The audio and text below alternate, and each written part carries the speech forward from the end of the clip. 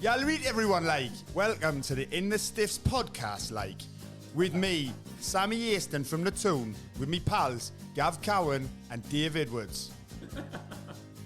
Standard Gav, lack of organisation, double booked, but we've found the key to our little den, so we're carrying on without him. I made that decision because I knew I was quite good academically, basically a bit of a glorified cleaner, but you know, I was in a gym environment, I had the opportunity to train myself and stuff like that, and that's sort of where it all started, I'd say. And then the more you drive, the more you pick up on the little nuances. Left there and decided that I was going to drive an hour and 20 minutes every day to Solihull to work at Virgin Active there. He's going to be an England player, 100%. Yeah. And how sad is it that he's not an England player with Wolves? Yeah, from what I'd learned, it was all very much around understanding movement and how that then correlates into performance. Much prefer doing it in the sun. So come the summer, I'll go and do loads of runs because I enjoy it, I just like being out in it. But then I'll then go like 4 to 6 months without doing a single run because the weather's rubbish. And obviously Elliot's done the standard thing, hasn't he, where he put himself with his top off on his Instagram for like that. We've got a lot of listeners, haven't we, between like 30 and 50. Yeah. What do they need to do? But I think a lot of it as well, it's the way in which you deliver it. So I used to say to me when I first started, son of Peter Reid, he did himself like Bambi on ice. Yeah. Welcome everybody, latest edition of In the Stiffs. It's been a while, but we're ready to go. We've got a special guest today that Dave is going to introduce. Just before we start, we are missing one of our members. We're missing Gav today, unfortunately. Standard Gav, lack of organisation, double booked. But we've found the key to our little den, so we're carrying on without him. Double booked, but he actually decided the date and the time and the guest, and he's still not here. And we're in his house. It's standard Gav, isn't it? I'm breaking into his house afterwards. I'm going to nick something as a punishment.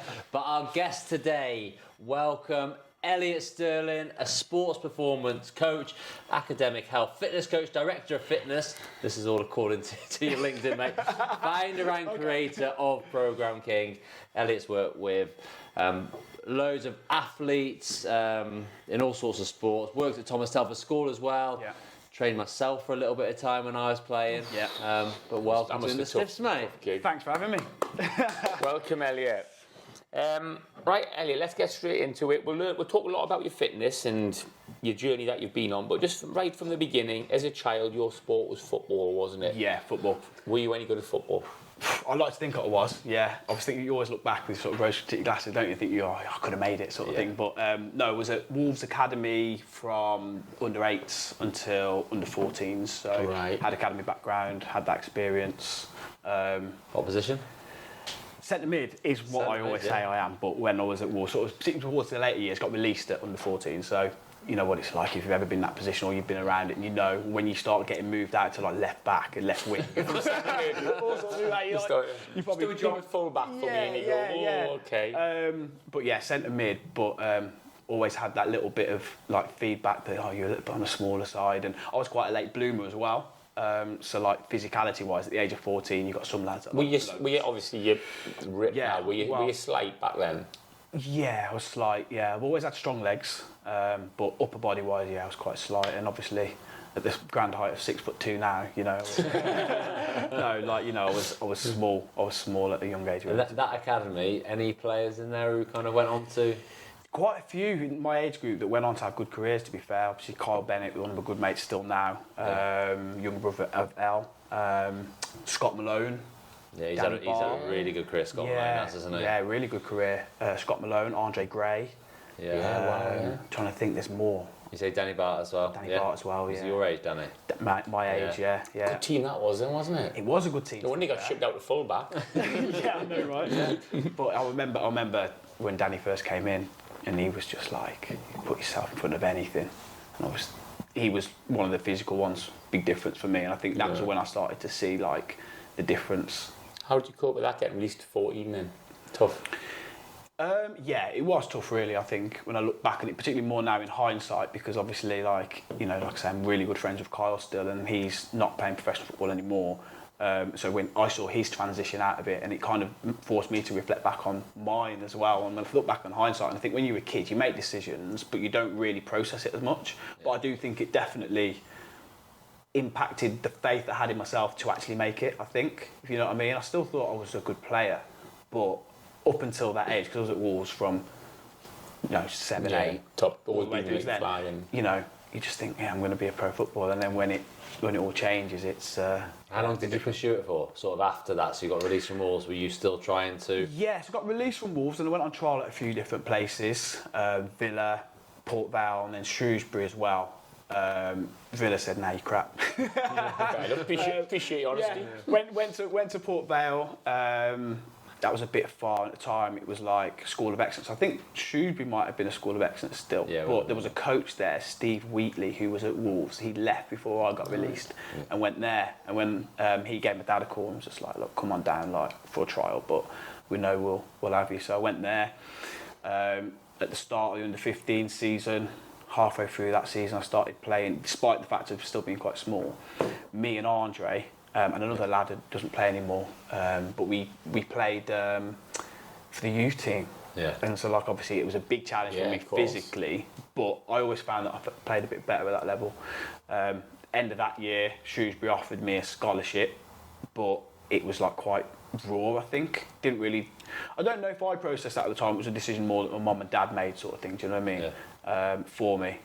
So then we're just look, if you still think he's good enough when everybody else is getting offered, offer him again, and then the decision will be made at that point. Yeah. But I was quite academic at school. So you didn't take your scholarship? I didn't take it, turned it down. You stayed at school and did A-levels? Yeah, did A-levels at Thomas Telford, I mean, that's a big decision, that, isn't it, at the time, that? It is, and I look back on it now, and to be fair, there's a big part of me that just thinks why didn't I take it, because the education you can always go back to at any stage in your life. Sometimes you think GCSEs are for kids, but there's nothing stopping any one of us now is going and doing a GCSE if you want to pursue a particular channel, and if it's an entry into an A-level, into a degree, etc. But I think I made that decision because I knew I was quite good academically, and maybe in the back of my head there was that sort of unwavering sort of uncertainty of whether can I really kick on and make it. I didn't have the bigger picture to go beyond to say I could do the scholar, not get a pro, and then get another club. It was more of the case of if I don't get it, then it's another wasted 2 years, or it's another letdown. I think I was probably quite fear averse. It's not a rubbish decision though, is it? There's a lot of lads who do that, clever lads, and obviously they end up not doing their A-levels. They go and do their scholarship, and it's very difficult nowadays for them to do A-levels whilst doing their scholarship because of they have to train every single day, and they're watching games, and to go and find time to do 2 or 3 A-levels is difficult. Yeah, it's a tough decision, that, and then they get released with nothing. I was in a very similar boat, and Shrewsbury said to me, "Oh, you can do your A-levels at it, and whilst you're training." Yeah. And I said, luckily, I made the right decision, but my A-levels weren't great coming out of Shrewsbury, just because you can't focus as much time. As much as they say you can do it, I was doing my A-levels on a Wednesday afternoon. Do you know what I mean? I'm doing 2 A-levels on a Wednesday afternoon, then trying to fit the rest around training. I mean, you're the only one doing it in the... There's me and a boy from the year above, I think that's the other side of it, isn't the culture, isn't it? You're the only one, whereas obviously I stayed at Thomas Telford, where the culture is very much there's a hard work ethic. It was from when I first joined there at 12, it was 8:15, I think it was back then, till 4 was a normal day, which obviously most schools do 9 till 3. So the lessons are 3 hours long, and you kind of you're used to it at that point. I've been there 5 years. I'm doing my A-levels, and at that point it was more of a conscious decision of what I wanted to do and choose, really. So I think you had more passion. I went from literally sitting at the back of the class, chatting away a little bit, because I could get on with the work without too much difficulty, to in sixth form I sat myself at the front of the classes because I was really interested in what I was doing. So good mentality that though, isn't it? In that age. So where did the journey into fitness start then? Well, so finished my GCSEs, and they just built the gym at Thomas Telford amazing, in that summer. Yeah, it's class. It's a remarkable facility for the kids. Obviously not open to public or anything like that. It was so good, and back then it wasn't integrated into part of the curriculum or anything. It was literally just extracurricular, and then obviously they probably spent the best part of the academic year phasing in year group by year group, class by class to do their inductions. And then in that summer, they offered 10 spaces to do a level 2 fitness instructor course, fully funded, through Don Goodman's company actually at the time. So yes, they offered me to do it. It was like 3 weeks in the summer holiday out of obviously at that point you finish these seeds, you've got like 8-9 weeks off because you finish early. So I was like, yeah, why not? It's free course, why not do it? Got nothing else to do. Went there, got really engaged in it because the tutor was like in shape, seemed like a really cool guy, had muscles, everything that I didn't have. It's quite inspiring. Yeah, it was quite inspiring. And then sort of like, in lunch breaks, you come back, you've got an hour for lunch, you come back 10 minutes early, and you start chatting to the tutor, and she's like, oh, so is this what you do full time, or what's he was a PT and stuff at the time, and I think, when you're 16, you want to get a first part-time job, like, oh, what does that earn? And just, from there, just sparked a passion. So I then, when I was doing my A-levels, did an evening and weekend level 3 course with that company, because I did really well on the level 2.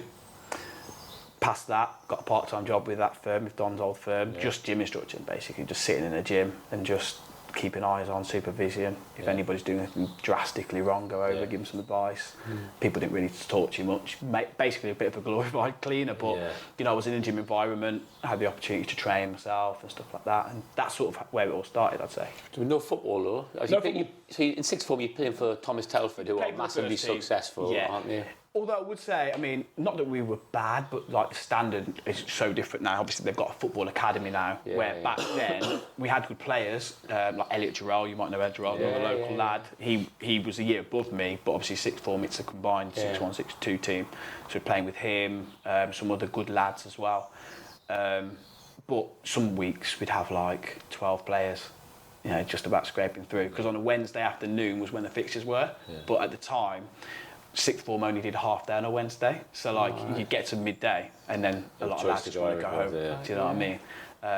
So yeah, we played. We didn't it wasn't anything like it was now, but it was still a good setup, good standard. Used to play a bit down the Sports Village and stuff, and games. And for any of our more national listeners, Thomas Telford, obviously in Shropshire, it's a school now which Wolves send their academy kids to, isn't it? Yeah, they've got. So their team now is it's ridiculous. They're in all the national finals, aren't they? They're in like the top 2 and 3 every year, aren't they? Like, and that's across multiple age groups as well, isn't it? And boys and girls. Yeah, it's really good. I mean, Des has done a good job there. Des Little. Incredible job there, to be fair. Yeah.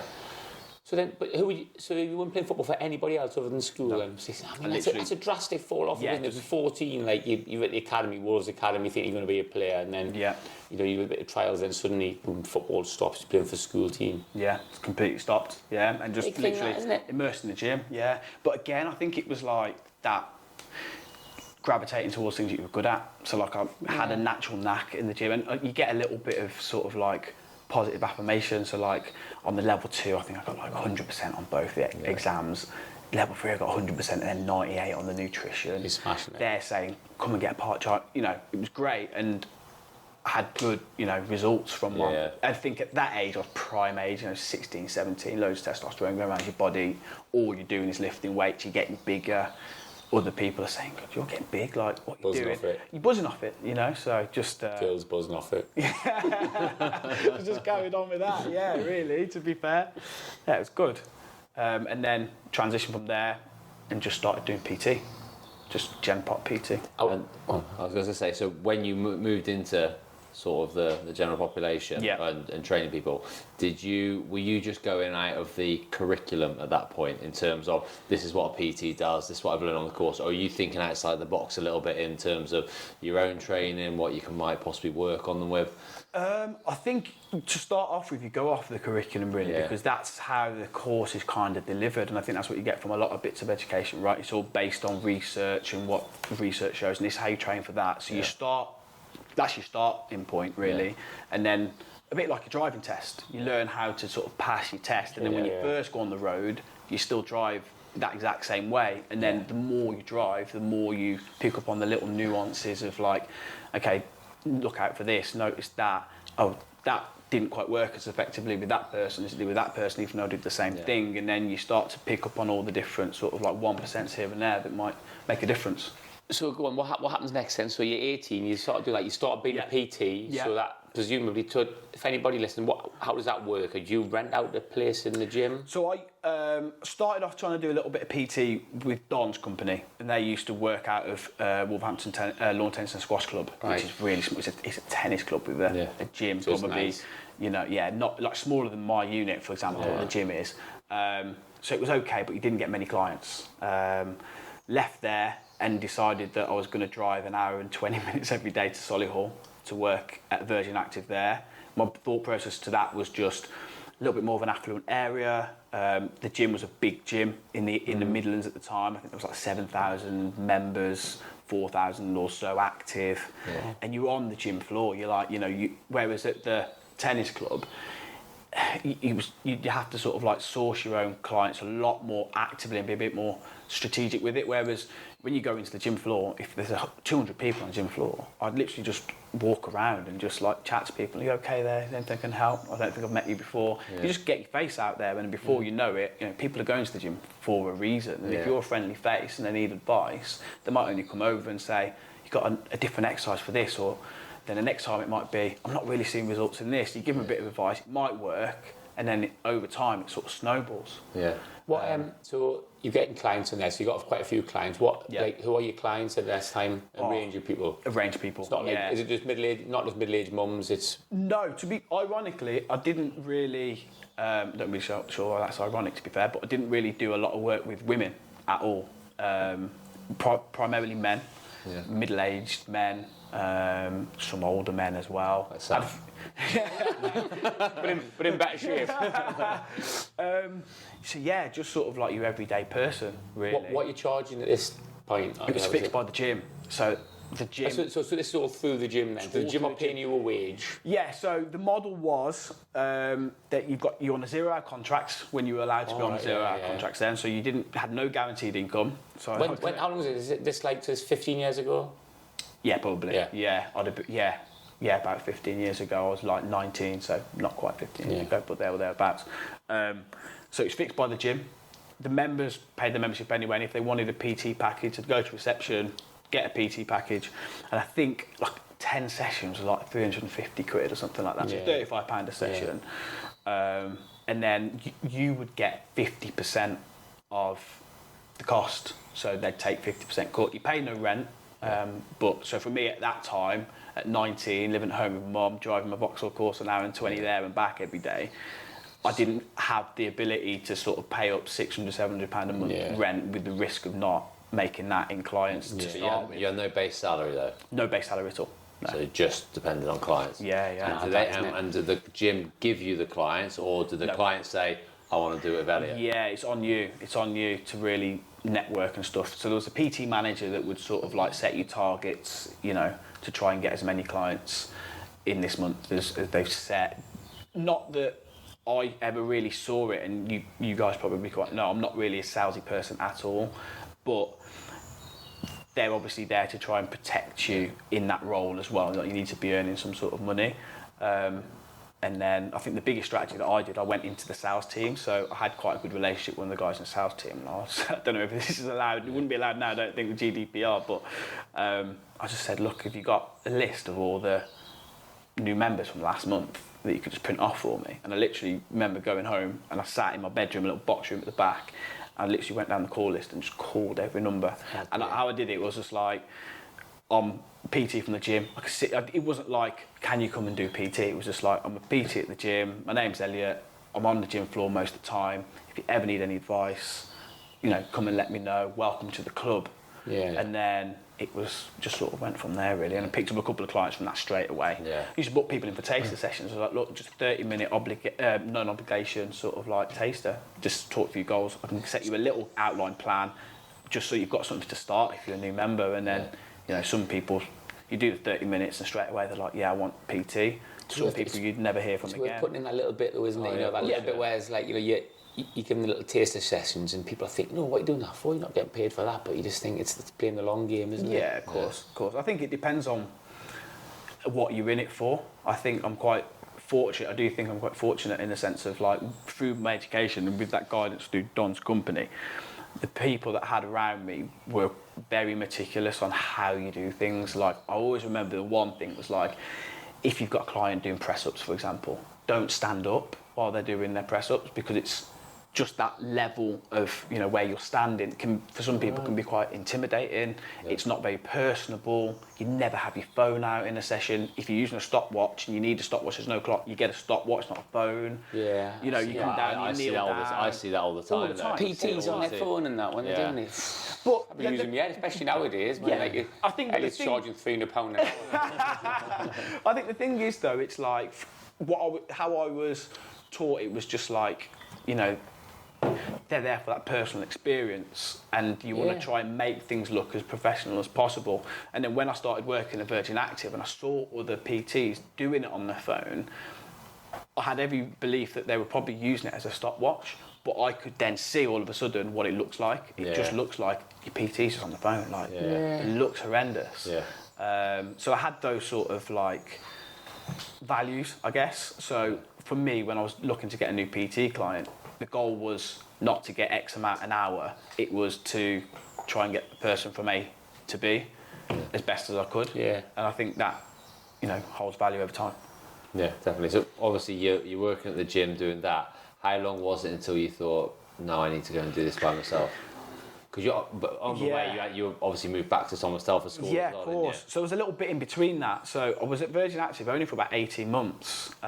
Probably got sucked, I'm glad I did, but probably got sucked into the culture where there was 15, 16 PTs at that time. So it was quite a bit of competition, if you like. Yeah, it's quite competitive in one club.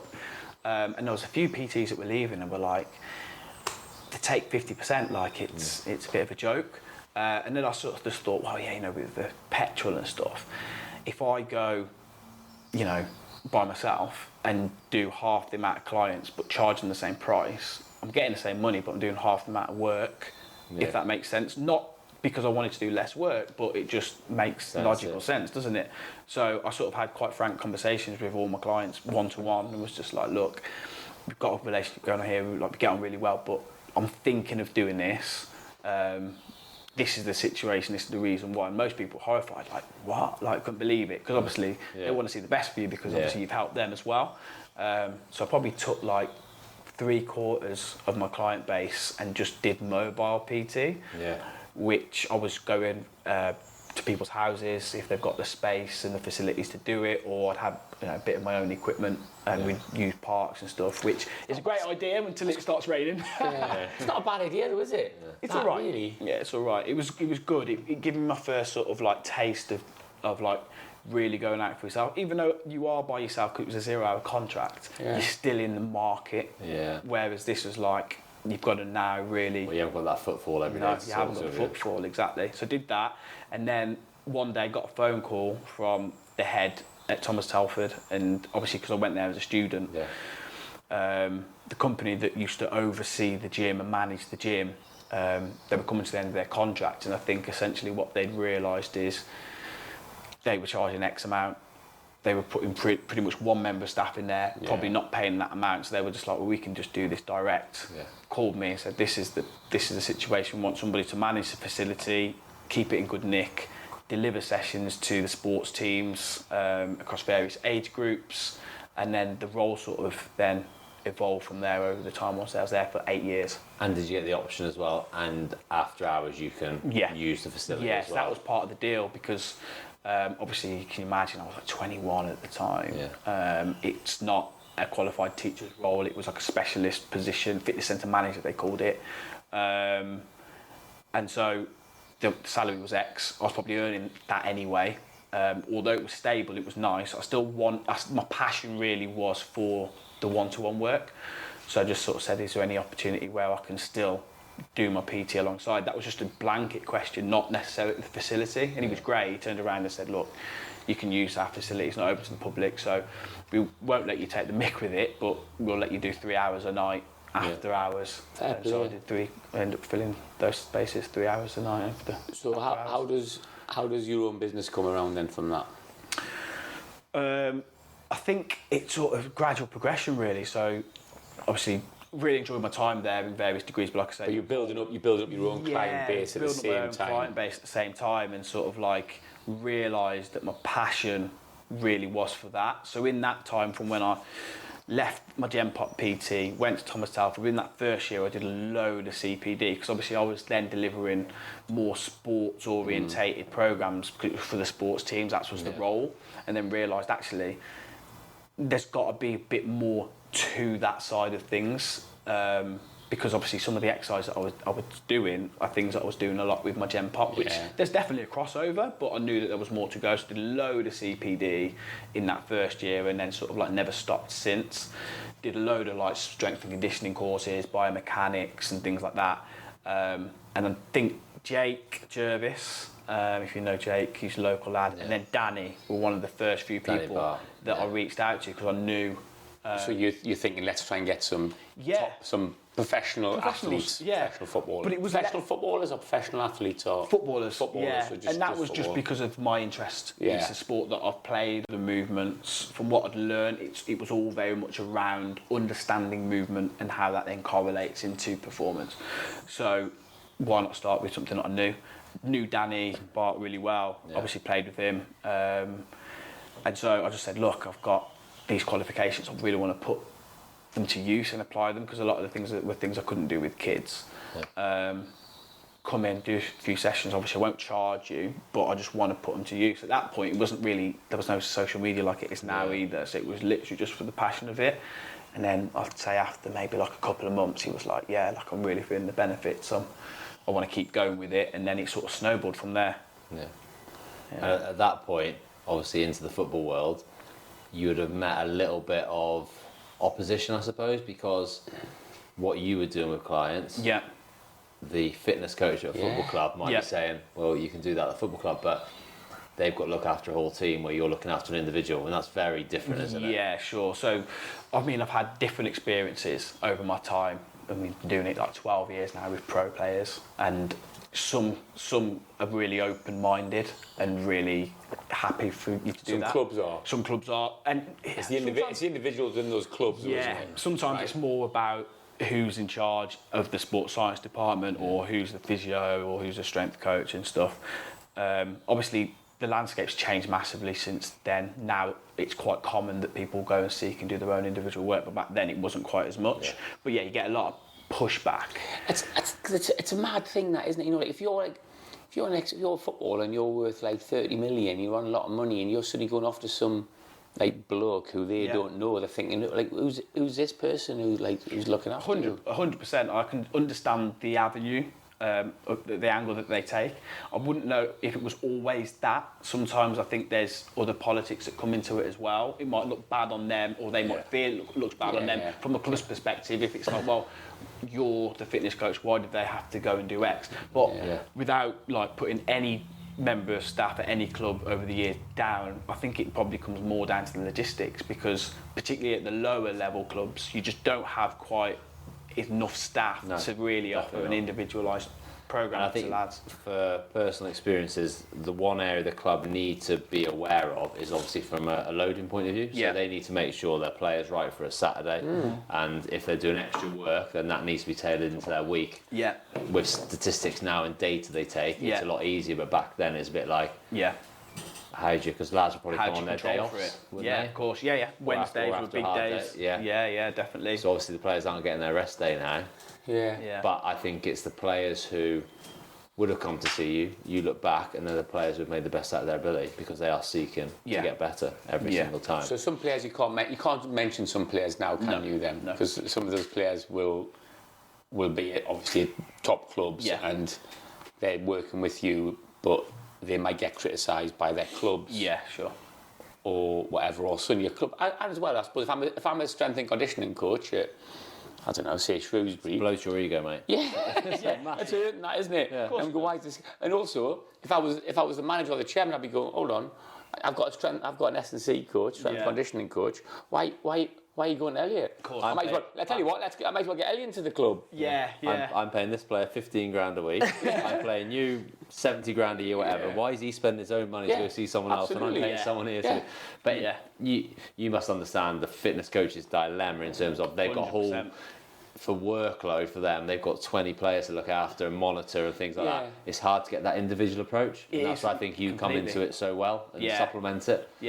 I agree. I've never really understood that angle because the way I look at it is it's like you take myself, you take the strength and conditioning coach, you take the physio, you take the manager, anybody, really, everyone's chief aim, mutual aim should be to get the best out of that player. And if doing the individual work helps for them, ultimately, when it boils down to it, if somebody turns around and says, oh, you know, X players flying this year, look so fit, so sharp, no, particularly the lads that want to remain a little bit more anonymous, no one's coming back and saying, oh, it's because of him. It's always, Shrewsbury Town or whoever it might be have done a great job with him. He looks fit. And he's playing well. And I have no problem with that.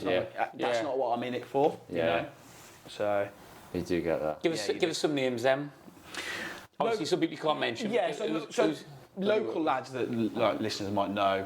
You got like Morgan Gibbs White, for example. Flying and he's doing really well at the minute. So he was at Thomas Telford when you were coaching that. Yes, he was one. Yes, you mentioned earlier that came in. I think he would have been like year 10 or something like that, maybe year 11, through Wolves because he moved. He's from Stafford originally, so he moved and did. Obviously work at Thomas Telford, academic work at Thomas Telford, so was introduced to him then, obviously, and then when he sort of like gone to do his scholar, when he would have been at sixth form, he's then continued to come back and done work with me since then. Now what is he, mid-20s? Yeah, he's 23 now. 23, and he still comes... Yeah, so I'll go up to see him sometimes in off-season, we'll do some work. He's flying, isn't he? Yeah, he's doing really well. He smashed it. I think he can still go on a bit more as well, to be honest with you. Like, Definitely. That's basically because of you.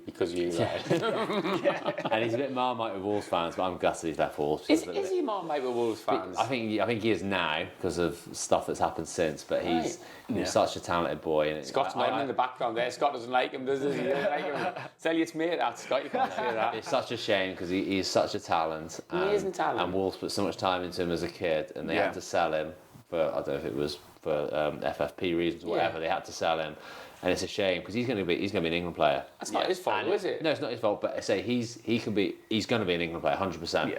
And how sad is it that he's not an England player with Wolves? Yeah. Do you know what I mean? When he's done that whole journey with them, that's what's sad for me. Yeah. But obviously he's had to move on. He's making the most of it. Yeah, it's a shame really, but yeah. But as an athlete, Morgan. Yeah, good player. Yeah, he's somebody that he's got sort of like, he ticks a lot of boxes. He's got a lot of attributes, not just in terms of like the metrics that you'd measure, but also the sort of the unmeasurables, the way in which he moves, his ability to get out of situation scenarios. Takes a lot of physical. And is that natural as well? That natural? Yeah, I mean, a lot of it will come naturally, but they're things that you can work on as well, right? Particularly when you have a little bit more of a flexible and like sort of forward-thinking approach to the strength and conditioning. If you're just doing endless amounts of heavy squats for 3 reps and putting the bar back, you're not really going to develop those things. But if you can open up ranges of movements and things like that and be strong in those positions, you're adding more tools to your toolbox. So your sort of principles are thinking about, so for the listeners, what you actually do is you know what, you haven't got clients like more doing just squats, like old school squats that would have happened like back like and don't get me wrong, there's times when we will do a squat, for example, but that would probably be most of the time in the session with me will be to prime other movements that we're going to do, because it's a very foundational movement. It's a movement that you'll have performed a lot of repetitions with over time, so quite easily it fires up all the systems in your body that you need to get the muscles active and ready for something that's a little bit more dynamic. But typically a lot of my work is around mapping movements that you'll do in your given sport, sometimes breaking them down depending on the capabilities of the person and look at just one particular part of it, or sometimes it's more of a whole movement pattern that you do where it's one movement into another, a bit of a sequence, and then conditioning for that, whether that be strengthening it, so adding load to it in different ways, whether it be cardiovascular conditioning, so looking at reps and work to rest ratios and manipulating those so that you've got a stimulus on the body that would match or exceed what you'll do in any short period of time on the pitch. Because if you can do that in an isolated scenario over and over again, when you've got to do it once, twice in a match, no matter how fatigued you are, you've still got that power, that strength that's very specific for the actual action you're doing. It'll help you performance-wise, but also help you from injury perspective as well. Oh yeah, if you've done the repetition already, I'm reaching out there to kind of make a big step to something. I need to go the other way, and my groin might have gone. Yeah. I've done that action with you hundreds of times. hundreds of Yeah. times, and it can cope with it, and the motor patterns, all that are used to it. Yeah, exactly. Who else have you had then, Elliot? Who else been good? So like, just talk about some Shrewsbury lads. You got some of the current Shrewsbury lads. Yeah. Are you allowed to say their names or not? Daniel Ludo, I can say. Okay. Shay Dunkley, I can say. I mean, he's So a Shrewsbury's best two players. tank, isn't he? Yeah. Isn't he? I Big mean, he's got an tank, yeah. unbelievable spring and that, hasn't he? Yeah, he's a strong boy, powerful boy. Done a lot. I've worked with Shay for quite a long time, actually. To be fair, when he was at Oxford, Sheffield Wednesday, and he's done really well. I think he's had a great career too. Trying to get, well, say trying to get, but Taylor Perry's coming in this summer as well, which will be good. There's a few others, but I won't. What about some of the older lads? He obviously done Dave Edwards. Yeah, Dave. What was he like?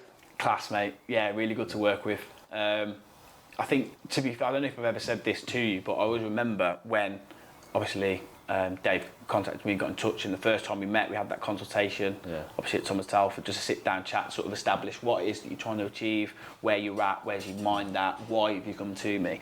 And one thing that really stood out was just sort of like how much of like a normal bloke you are, if that makes sense. So you came to me at a point, if you don't mind me saying, where you probably lost a bit of confidence in your body's ability to keep up with things. It's like following injuries. Yeah. Yeah, for injuries, breaking down. I didn't trust my body. Yeah. And it was kind of like you saw the fragility that anybody has. So like when somebody would come to me in the past and said like I really want to lose weight because I feel like I'm losing my health for my kids or anything like that, it was like that but related to the career, and I was just like, it was a big sort of like thing that stood out for me. And then when we started working and your application was bang on, I think by the time we stopped working, your knowledge is just as good as mine, mate, to be fair. So, but no, it was fascinating, and Elliot opened my eyes to what I should be doing. What age were you when you were doing this then, Dave? So I would have been 26, 6 or 7, so a bit later on. So like I always would work so hard at football in training. I'd go out and run, I'd do everything, I'd do everything. But then Elliot it was more like working smarter. Do you know what I mean? That was exactly it. And I went to him when I remember I broke my 5th metatarsal, and I just couldn't. I kept coming back. It'd be sore again. I was like, what's happened? My ankles weren't great. And I had a lot of muscle injuries, and we kind of went through everything. You did your assessments and things like that. Noticed quite a few weaknesses in areas which I struggled with. But it was the bit which we spoke about a second ago where he was making you strong in football movements. Never done that with anyone. Do you know what I mean? Ever. And that just opened my eyes up. And we never. I mean, even looking back at me, never ever. Like you would say, like you'd go in the gym, and we'd have gym sessions like at every club I went to, probably in the afternoons, and you would lie down, you do bench press, you do squats, bicep curls, especially coming towards summer before you go into Magaluf, you do bicep curls, wouldn't you? And sit-ups. Beach weights, Beach weights, But I remember, so like I was. And it just clicked as well, a bit like probably what you're saying with Morgan. Like the first couple sessions with him, I was like, I couldn't stand up. Honestly, I was wobbling all over the place. I had no balance out of range. So he was getting me to kind of go out into different areas with my legs, and then trying to come back, and I just had no power, nowhere to generate the power from. Yeah. And then broke it down, and we got better and better. And I can honestly say, I remember I sent you a message. I remember I played a game as I was sort of back fully fit, back playing, and I was like, this is the best I've ever felt on a football pitch. When we played Preston at home, we beat them 2-0. Yeah, and scored, didn't you? Yeah, and I scored. Yeah. But I remember saying to you, I feel like I can win the ball anywhere on the pitch. Yeah. Whereas usually you go and press and you're a bit like that. Whereas I just felt like I could tackle anyone because I know I can get my leg around them. They're going to change direction, I can go. Yeah. I felt superhuman, and I think my best part of my career then was from that point till I started to lose my legs a bit more, sort of when I'm 32, 33 or whatever it was. Elliot's good, but that couldn't save you then. No. He tried. But the best part of my career, the most dynamic I felt, was that period. And like I would say to any young lad who's starting out, go see Elliot because the results you get. I'm not just saying that because you like transform. Because I was broken, wasn't I? Yeah. I spoke on this podcast before about depression and things like that. Yeah. That was the heart of it, and like you played a big part in me coming out of that because you gave me confidence in my body again. Yeah. I think that's a big part of it, though. I think that's a big part of what you get from the individualisation is that there's a bit more purpose to it. I think when you're doing your group sessions as a team, I think it's great because you build that camaraderie and stuff like that. But I remember in that era, I was people probably can name is like Nuadiko, for example, Yeah. as a contrast to Yeah. you. Not as tall, not as Who's great that? Who's that? aerobically. He was a striker. He's played for Wolves, striker. Yeah, and he was like short, dynamic, Yeah. super powerful. But then you'd never do any. There's no way me speed and or him could do the agility same work. session No. together, which No. obviously a fitness coach has to do. Yeah. Do you know what I mean? Because you're in a group It's setting. different. Of course. And then when you step into something where you're working on the things that you both want to work on, but also the things that you've identified that you need to work on, whether it be through assessment or ongoing feedback, it's a bit more meaningful as to why you're doing it. You put a bit more effort in, and I think that then correlates on the pitch. Sometimes you just feel like you've done the work. Yeah. You feel like I've done the work, I'm ready, I'm prepared. And I think that carries over then, doesn't it, to performance? So obviously, The point I was in there when I saw Elliot, thinking back now, was we'd been relegated to League One for Wolves, so double Yeah. relegation. I was coming back off a broken metatarsal, played maybe, I think it was the first game of the season, played Preston away actually, and I felt it go again. I thought I'd broken again, but I hadn't. And then at that point, I got back fit, but it still wasn't right. And Kenny Jack, the Wolves manager, was like, "You can go out on loan now if you want. Like, you're basically not needed for the first team." And I was just there, just getting back to fitness. 2 years before I'd been playing in the Premier League, and also now I've been let go by a League One team. Yeah. I remember we played Notts County in a behind closed doors game, and Notts County would have been League Two at the time. Yeah, they'd have been League Two. Or then maybe League One in our league as well. But we played them. Then after the Notts County manager or assistant manager came up to me and said, "Oh, Kenny says you're available for loan. Would you fancy coming to me?" And at that point, I was just like, "What the fuck's happened here?" Do you know what I mean? I'm on the verge of going to Notts County. Like, that's no disrespect, but I was like 18 months before I was playing the I'm Premier still League. thinking I'm back to the top. And then that's when I reached out to Elliot, and then from the progression I had then to sort of have another 5 years at Wolves and get to captain the team all on sorts, numerous occasions, that sort of stuff. Yeah. That kind of shows the transformation.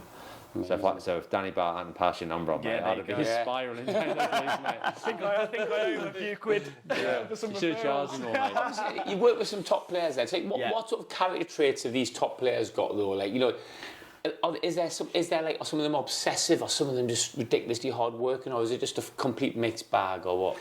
I wouldn't say. It depends on how you define obsessive, I suppose. I mean, some lads, Danny, for example, I know he's done a lot of things in the past. Like, I remember he had a hypoxic tent at one point in his Just that he used like, to sleep there's under. there's no bed. corner left. No corner left. But then it doesn't feel obsessive because it's kind of like almost just part of the routine, part of the habit. Yeah. They just go out of the way to do it, and it's just sort of like second nature. And I think that's where I'm quite fortunate that the people that I work with, the people that are already out seeking for that extra couple of percent. Yeah. Whereas, there'll be yeah. lads that, you'd have done your gym sessions, wouldn't you? And there'll be lads that are like, Yeah. coach is looking, let's do a couple. And then but they're just not into it. bothered. I suppose anybody who comes to you now, that they're on already. already. It's a conscious effort. It's a isn't it? conscious effort. They're paying Yeah. extra. They're doing it away from their club, Yeah. so they're investing their time and their money into it. So they're going to be on board. So. Yeah, so I think I've probably got a bit of a skewed. Do you have some who are ridiculous, or who you think, wow, like this person, like their attitude? Danny Bart must be up there, because when I look at any individual I've played with, he has made the most out of himself that I've ever seen. Yeah. The longevity, the level he's played at, because you'd have played him in the academy, and I bet he would have been one of the bottom of the pack in the academy when he first started out, in terms of you'd have had players up there. Yeah. And Danny was just like a warrior. Yeah. And makes himself undroppable. Yeah, that's the way to put it. They're the ones who want it. They're the role models. I know the kids like all the flair, but like they're the ones on there. You think you've got everything from your ability. Yeah. From your ability. Yeah. That's what we say. That's what we say about you, though, Dave, isn't it? At the end of it, no, but like, not in a horrible way. Like you've got Danny's on another level to that. Yeah, he is. Yeah. Yeah, he takes it proper serious. Who else? Have you had anybody else who you're like, wow, this person is literally like... I remember one person that really stood out to me was Dom Iorfa. Remember Dom Iorfa? Yeah, Big Dom. Just like, it was just his pace, the way in which he chewed up the ground. It didn't look like he was running that fast, but he was rapid. Yeah. He was really quick. Otherwise, I look at it from a bit of a different lens. Like, I don't really look at it from sort of how strong they are as such, or how quick, or their endurance. It's more about the efficiency of how they move. And like, what do you mean? What do you mean then? So obviously football's quite a dynamic game, isn't it? So when, if you're hopping or jumping into a certain position, then you've got to turn into a sprint. I literally, with my vision, I'm dialing into the hip, the knee, the ankle. When the loading, how stable is that? Right, if it's clean. If it's clean, Morgan's a good example of that. Like I mean, touch wood, you know, not had many injuries in his career, and I don't see any reason why he would, just because he's so clean in his movement patterns and stuff like that. In his twisting and his turning. So efficient, doesn't waste the so movement. Efficient, doesn't waste movement. Not really, no. That sounds silly, but people do massively. Oh don't yeah, they? we all. No one's 100% efficient. We all leak power, but some of the work it's about understanding that, isn't it? You know, like angles. If you're changing direction, if you're upright and you want to go that way, and you're pushing into the ground, but you're upright, you're pushing the force up. You're not pushing it in the direction you want to go. So you're leaking energy there. So can you get into a better angle? But then I bet you sit at home watching the football and think, oh, I can make him so much better. Do you know what I mean? Do you must do that. There's some lads think, well, he needs a bit of work. He needs some, you know. But even like good players as well. But you still think, top players. I won't name names, but I've had some top Prem players. Yeah. And like the simplest of exercises, you can't do it. How can you do this? But then, in that same breath, if it's a slower movement, for example, something that requires a bit of slow motor control and stability, can't do it. You ask them to do something super dynamic and quick, then all of a sudden that landscape changes and they're really efficient. So it's understanding the person and how to present the exercise to them in the way that they're going to get success. It'd be interesting to see, like people like Michael Owen and stuff, and loads of hamstring injuries and stuff. You know, I wonder if they had someone like yourself back then, because they probably wouldn't have had someone, would they, like that? No, like, have anyone, you know, to look to work on those hamstrings. Or if you ever had anybody tore the hamstring, you'd get yourself fit and do hamstring. You'd be on the hamstring curls, wouldn't you, on the machine like every single day? Yeah. And then suddenly you'd try and train again, and hamstring would go again. 100%. I think what people don't really understand is that you've got your muscle groups, which are great, you've got to strengthen those, but that just gives you like a foundation for that muscle group. But that muscle, every single muscle in your body works in all different directions and at different speeds. So you've got to take into account how the muscle is working. So a good example that everybody can probably understand is if you do press-ups with your hands at shoulder width, you might be able to get so many out. If you did them with your hands as wide as you can, you might get more out. If you do them touching, you're going to get less out because the same muscle groups are working, just the weight distribution is different. Therefore, it has a different effect on the body. And you want to try and map it gradually and intentionally. You don't just jump straight to the top, but map it gradually and progressively towards the top of that pyramid, with the top of the pyramid being you're on the pitch, the exact movements you do there, and the foundation being your things like your squats. You've got your base of the pyramid, the top of the pyramid, and that middle bit just doesn't get really addressed, and I think that's where a lot of gains can be made, really. Yeah, cool. Well, I've got a script here, Sammy, but we've got miles off it, mate, so I was looking down somewhere we're at. I think let's turn attention on Elliot a little bit, because he's rocked up here, hasn't he, in the tightest t-shirt ever. Yeah. He's got like arms coming out everywhere. I've been sat tensed up for the last 40 minutes, haven't I? I was going to have a press-up competition, but I'm starting to doubt myself. So I don't know, I just want to know a bit about what your regime is. I think people would be interested to know that. Well, my regime's changed massively over the years. I think when you're in the fitness industry as a fitness professional, you do get dragged by certain things that are more in season. And I think as a young lad, come out of football, I didn't touch cardio for about 3 years, I'd say. I was literally all about weights and building muscle. Just bench pressing. I promise you, I probably went 2 years without doing a single cardio session. Yeah. Not even walk, just other than walking. Walking to the gym. Yeah, literally. Walking between machines. Honestly, I didn't do anything. But now I'm doing a lot with my running, because I really enjoy running from a sort of just a therapeutic point of view, really, a bit of headspace. I think everybody got into it over COVID, and then I really enjoyed it. I was never great at it as a kid, endurance-wise. I was more sprint, power. But got into that a lot more. You're a good runner then. Are you a decent long distance runner? I'm getting better. You don't look built for long distance. Not naturally built for it, no. But I did a half marathon on Sunday. Yeah, I saw that on Instagram. Yeah, it was so good. First proper one that I did another one, but it was a very small one. It was the first proper one that I did and tried to get a good time. And do you need that in terms of a goal? You wouldn't just go out just running and just I'm going to run to clear my head, or are you thinking I'm building up to a 5k, I'm building up to a 10k, I'm building up to a half marathon? I don't need it as a goal, but I think having it as a goal this year has massively helped me to progress it, if that makes sense. So I'd find that in the summer, I'm a fair weather sports person all across the board. I hate doing anything in the rain and the cold. Even football, I used to like playing in the rain. I'd much prefer do it in the sun. So come the summer, I'll go and do loads of runs because I enjoy it. I just like being out in it. But then I'll then go like 4 to 6 months without doing a single run because the weather's rubbish. So at the start of this year, I just said, right, I'm going to do 1,000 kilometres of running across the year. So I know that I can't do all that in the summer. I have to be consistent. And then probably got to Feb, and I was like, I'm going to book something in the diary. So I booked in Copenhagen half marathon for September. And then from there, just kept running, kept going. And then a bit of gym work as well. Yeah, we're going to talk about the gym work, because obviously, like, anybody who wants to look at this can look up his, and obviously Elliot's done the standard thing, hasn't he, where he put himself with his top off on his Instagram profile. So anybody who wants to go, like, so another 35-year-old looking at that going, like, how do I get in shape like that? What are you telling them to do? Because we've got a lot of listeners, haven't we, between like 30 and 50. Yeah. What do they need to do weights-wise? We'll come on nutrition after. But yeah, I think if your aesthetics and the way you look is just a goal, then I think you've definitely got to do at least sort of 3 decent resistance sessions. Weight Sessions a week that typically would span the whole body. So more than cardio, more than anything, just if aesthetics are your goal, I think aesthetics and how you look and weight loss are different things, because you can lose weight, but if you're not necessarily toned, you haven't got good muscle tone, you're probably not going to end up having, from experience, the body shape that you want once you've lost the weight. So some people might say, I'm 100 kg now, I want to get down to 85. It's a massive drop, it's a good achievement.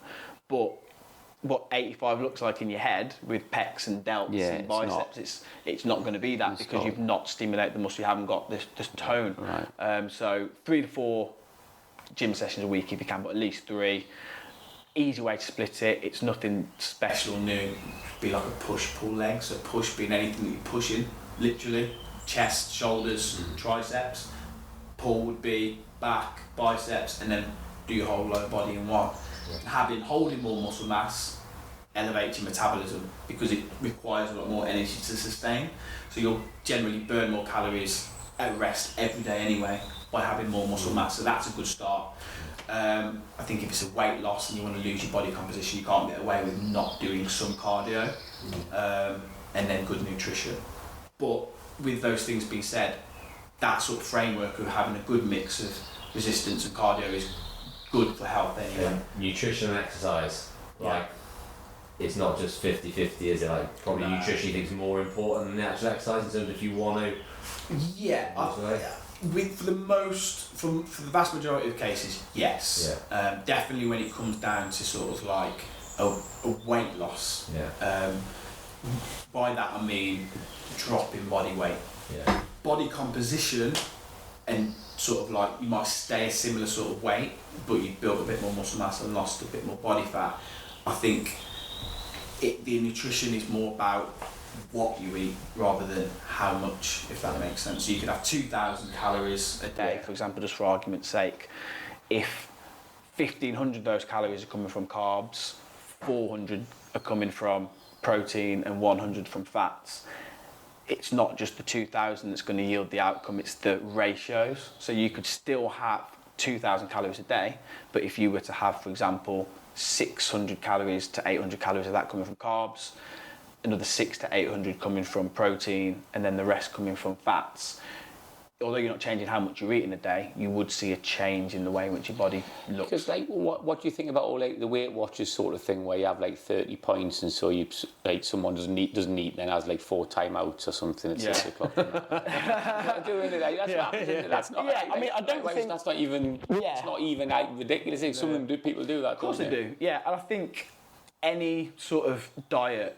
I mean, one of the first things that they taught us on the level 2 back then was that the definition of diet is your habits of eating, not intermittent fasting, not Weight Watchers. It's your strategy. And I think whatever strategy works best, I think there's people that probably do something like Weight Watchers and it really works for them because points is easy, and they, you know what, how many points that has after you've had a few times. Where counting calories and grams of protein and stuff can be too much of a barrier to entry to someone.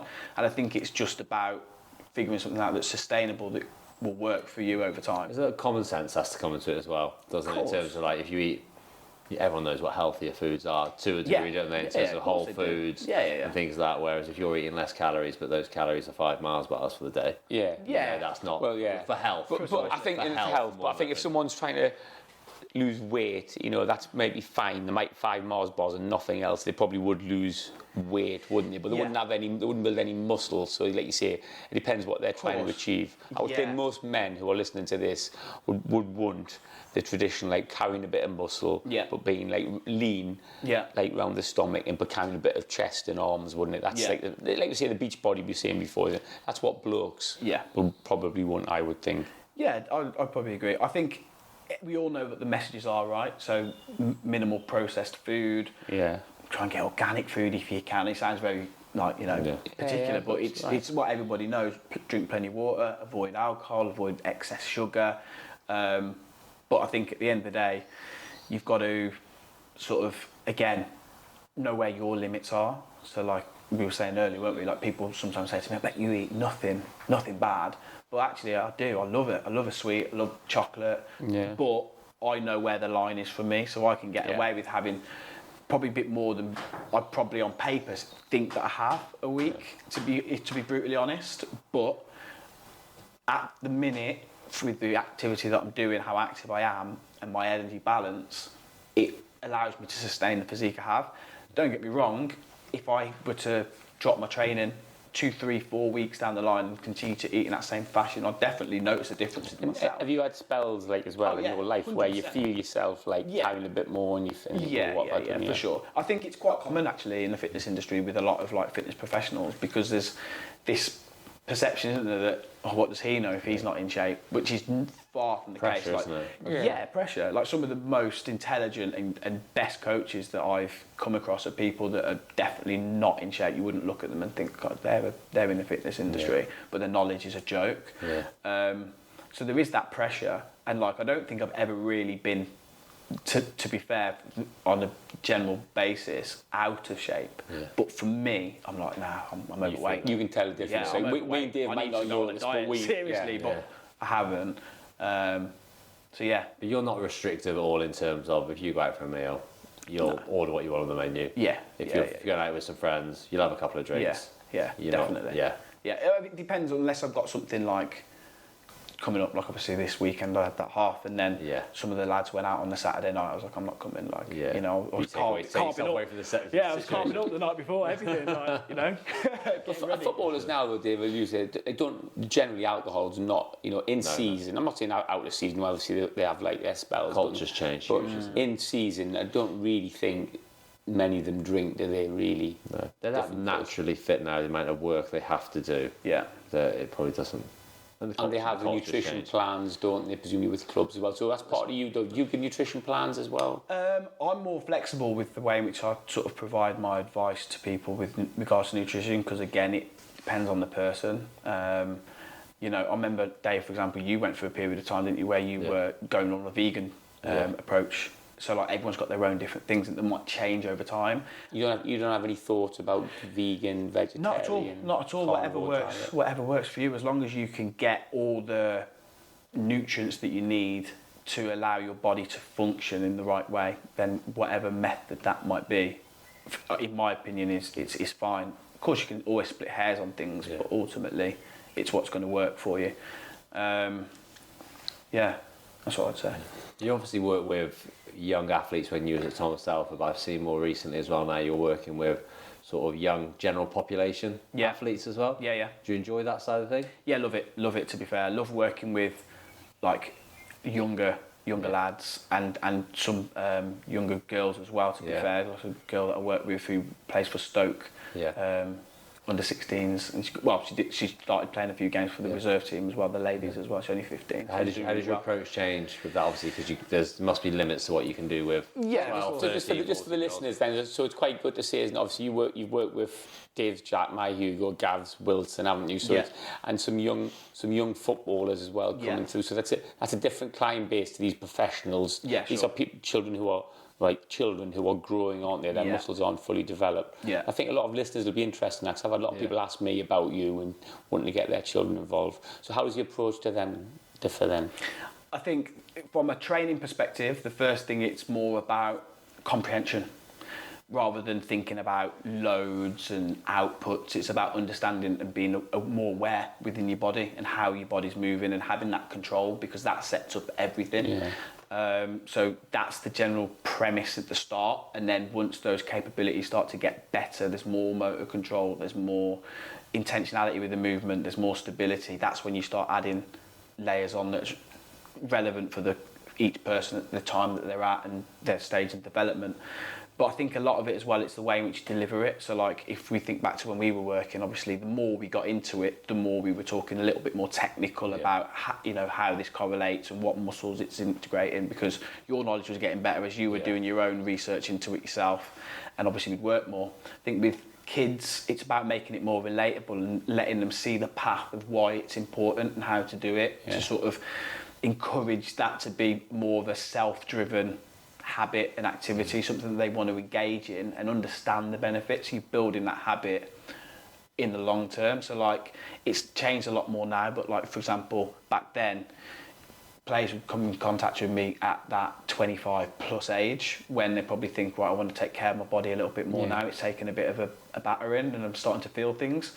Whereas now it's a case of like, it might be a bit of FOMO as well, but it's a bit of a case, I want to start this early so that I can have the best career, either A, as quick as possible, or B, for as long as possible. I think everybody's looking for the edge now, aren't they? Whereas, like you said, no one was bothered about that till they were 25. Whereas now everybody's going, I want to get their kid, I want my kid to do it, I want my kid to have the best opportunity. Of course. And do you find the kids pick it up quickly, because obviously young, developing, that they might be a bit all over the place with knowing their body, to be going fair, through adolescence, all that sort of things, but once it clicks. I think that varies a lot more at younger ages than it does within adults, because by the time you're, you know, particularly if you're an athlete, but in general, your movement patterns and your connections are so strongly functioned and complete that you can pick things up a lot quicker. Whereas when you're going through certain stages of development as a younger athlete, you know, your balance and your proprioception, coordination does come in and out, if that makes sense. You can fluctuate, so sometimes you just have a real hard time of trying to control things, and then all of a sudden... Little baby giraffe running around the gym. And That's what he used to say to me when I first started, Sunderland and Peter Reid, he did himself like Bambi on ice. Then all of a sudden it starts to click, and then once it clicks, it's a bit of a snowball. So it's like, it's funny because I was like on my boy's case about it, do loads of press ups, get your chest big, and like, and I said to Elliot in front of you, I was like, you need to start doing his press ups, doing that. He was like, I wouldn't worry too much about press ups. Like, just kill me. Now every time I say he would do some press ups, he's like, well, he doesn't say I need to, and look at the shape he's in. I'm like, all right, then just do your proprioception work then. Yeah. I think, like, you know, the things like core, it's just what you know, though, isn't it? Yeah, it's that's what I'm thinking. I'm like, that's all I've done, so I'm going to need to get stronger. So I'm like, I think I'll drink a pint of Guinness. Yeah, I think if I remember rightly, though, I would have said at the back of that, like, there's nothing wrong with you doing of course, it's not going to harm you at all, you know, but I don't think it's necessarily the most important thing. It's a common misconception with people, particularly young lads, they always want to be strong on the ball, don't they? And they think, I've got to be big as I can upper body to be strong on the ball, and don't realise that it all comes from the base. It all comes from your hips down. And, you know, and once you start to correlate those and map them, and, you know, how you present that understanding to each kid is different. Sometimes I might have to go through 4 or 5 different ways of trying to explain it before it hits, and then all of a sudden, you know, it clicks, and it's like, now I can perform it. So like with Jack, he struggled a little bit, didn't he, with the RDLs to start, keeping his posture. You know, and one of the cues I just said, like, right, imagine you've gone up to a fence that's at waist height, and you've got to lean over the fence to pick something up, but you can't bend your knees because the fence is in the way, and all of a sudden, bang, he's got it. But there might have been a few iterations before that where he knows what I'm trying to say, but he can't. I was trying to get him to the home, raging with me. Dad's not always the best. But that's a good thing as well, isn't it? A different voice, and like, I know Hugo will be saying, but my Jack will look up to you in terms of he trains Morgan Gibbs White. Well, it will. So like, it must be good. Yeah. Do you know what I mean? Yeah, 'Cause yeah. and that's great. Rather than Sam trying to tell Hugo he needs to do press Well, ups. yeah, do you know and what I he's mean? just like, shut up, Dad. But what about nutrition for those kids then? Would you worry too much about that? Obviously, would you just be sensible? Is that Yeah, be your advice so- to anyone listening who's one set, instead of them trying to start ramming loads of protein shakes and all that, would you just say be sensible with what you're eating? Yeah, for sure. So when it comes to supplements straight away, big underscore supplements is there to supplement your diet, so get as much from your normal meals Yeah. in the day as possible. Supplements should be there as an extra if you sort of need it. At a young age, I don't worry so much about it, providing you just get in your spectrum of things. Lots of fruit and veg, obviously, just Yeah, to yeah. aid with that development and everything that's going on in the body and balancing hormones and stuff like that. Obviously, as all kids do, they love loads of love sugar. this, yeah. Obviously, you metabolise it a lot better at a younger age, but maybe can you be a bit more intelligent about when you have it, so you can almost turn it into a performance-related sort of thing. So sweets maybe before you go out to training or to play, and then maybe a little bit directly after if you're going to have them, and try not to have them elsewhere, because your body's going to utilise That's a good little them. tip, that is, as well. Use that But if one. you're going to have That's them, good at, for me because whenever I was with Jack, I'd be like, well, don't do it before a game though, because you might not play Yeah. well. But then I suppose if he's Yeah. going to do it and it gives that energy burst, then it's yeah, not for a bad sure. thing. Within moderation. Yeah. Within moderation. Like I had a Rice Krispie square literally about 5 minutes before I ran the half. Yeah. Loved it because it kept me Yeah. going for the first 5k Yeah. at least. Yeah. Because your body's going to utilise it. Yeah. And then when you finished exercising, all your metabolism functions basically are higher. So anything you essentially take in is going to get put to use a lot better, and there's a higher demand to put them to use. So if you're using your muscles, all the sugar that's stored in your muscles as well as elsewhere in your body gets used, it gets depleted. So then after exercise, bit of sugar, a lot of it's then going to get back into the muscles rather than being excess and stored as body fat, etc. But at a young age, I think you do go through phases where you might carry a little bit of puppy fat and this and that. But a lot of it will start from the family habits as well, won't it? You know, I think if you eat and set by example at home. I think for mums and dads listening now, isn't Yeah, it? It's just trying to just be sensible, isn't it? Then be establish sensible. good. And they know. I think everybody knows now. You know, we used to get that. Oh, you need to educate them. I think everybody knows like reason. Obviously, you're talking about elite athletes sometimes and what the extras, but just for normal, like say, I don't know, a normal family. Just good habits for their kid. If their kids are in academies, just good habits. Like it's a good little tip, that isn't it? Bit of sugar before, bit of sugar after. Yeah. Fruit and veg. Yeah.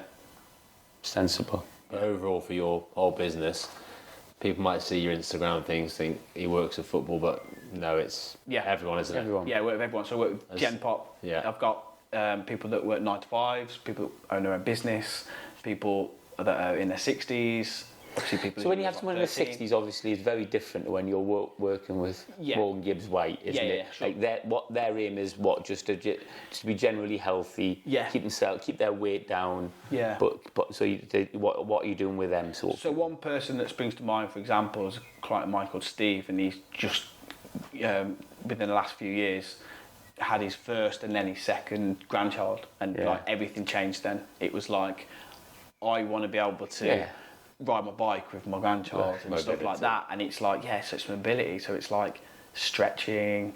That's not necessarily something I do in a session. That's just sort of general advice for you to do every day. You know, whilst you're brushing your teeth, stretch 2 minutes a day. Do that every day. It'll make a world of a difference. I'm not far off that age now. I need to start doing that. But yeah, with them, it's generally, again, depends on the goal, without saying that too many times, but if their goal is just to sort of like be a bit healthier, maybe lose a bit of body fat, get into shape, it's just find a frequent routine that will work for them. So if they know in their lifestyle, be realistic, that they can only do 3 lots of 30 minutes a week, how can you make that as an effective thing as possible? That's something you can also sustain, doesn't feel too much of a chore. So it could be, if you like going out on your bike, go out for a bike on a Sunday, particularly if the weather's nice, easy to do. You like swimming, pick a day in the week, go for a 20-minute swim in the morning, and then get yourself in the gym once. That might be a bit of a harder one if you don't enjoy it as much, but we'll make it 40 minutes. It's not too long. Get it done. On days you can commit, bang. There's no point me saying, right, you've got to do 5-6 days a week if you're not going to stick to it, because like anything, you do the first day, and you miss the second day, and all of a sudden it's like, well, Wheels left have the come first off, no week point. I'll start next week, and then the week after, and so on. So Have you had any nightmare clients, like where it's been a proper hard work? Yeah, man. I've had some proper nightmare clients in my time, just like... Complaining a lot losing weight, but then doing all sorts at home. Yeah, that a little bit, yeah, of course. But then, to be fair, I think now I've still got clients now that, you know, have probably made slower progress than they would have liked, to be completely honest. And that's part of the journey, you know. Even myself, times I plateau in my own training, it's normal. You know, you nothing in life is just bang, straight line trajectory. So you're going to ebb and flow. It's allowing yourself to have the space to appreciate that, but not let it get too far out of hand. But they're a bit more honest with me now.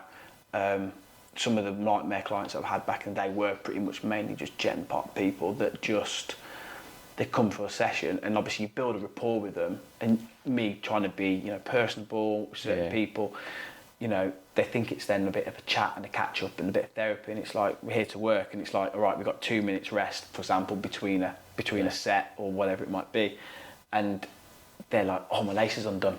And you can literally see them like kind of untie for the time, lace whilst they're saying it. Harry made that. Like, if you're not taking it seriously, like, you know, you're wasting my time as well as your own sort of thing. Even though you're getting paid, though, you could just take the money, couldn't you, in that? But it's, but it's not enjoyable. It's not. So you don't take the enjoyment from that. I think you might tell me something completely different, but you know, I think, for example, of people that played in football, if you'd have gone, if quite a low level team came and said, oh, we'll pay you this, but it's like you're turning up and it's a shambles. Of course, you'd be like, it doesn't matter. Like, it's just not enjoyable. You want to, and I suppose you want to see success in your clients, don't you? If you can see them not succeeding, you're like, come on, mate, you know what I mean? You've done 20 sessions with me, I'm not saying anything, like you're not doing enough. It's a reflection on you, isn't it? It is. It is a reflection. They put an Instagram post on before and after, and they look the same. That's not good marketing. Talking about money, though, what's commendable with, I don't know if you're aware of this, but anyone you see, you charge the same. So, like, a lot of people take advantage of Premier League footballers, for instance. And say, oh, Premier League football, they're loaded, they can charge them, whatever. You're charged the same for them as what you will a Gen Pop client, all because you put the same amount of work into a Gen Pop client as you would a professional footballer. 100%. So because the goals are just as important, I think. You know, in many respects, more important for a Gen Pop in the sense of, like, a lot of Gen Pop, it is more health orientated. I was going to say that's not the case if it's their job, which is different. But I suppose if it is their health, like you're listening about a 60-year-old trying to stay healthy, that's every bit as important as someone trying to earn their wages. Yeah, for sure. I mean, I do have obviously clients that are Gen Pop, but still kind of like performance clients, if in the sense of they're actively, they might play tennis, or they might like running, or they've done CrossFit in the past and they're already at a good level and they want to just take to the next level. But then the majority of my Gen Pop clients are people that come to me already in a place of, I need some help because I need to change this. So therefore it feels quite pressing to them. Whereas I think as a professional athlete, you're already at a level where you are performing and you're already, you know, you're earning good money. You are, actively exercising through the gym stuff as well as obviously training. So it's kind of like this will be nice. This is the cherry on top. Whereas everyone's saying, well, I need a cake first to put the cherry on top because I'm losing it.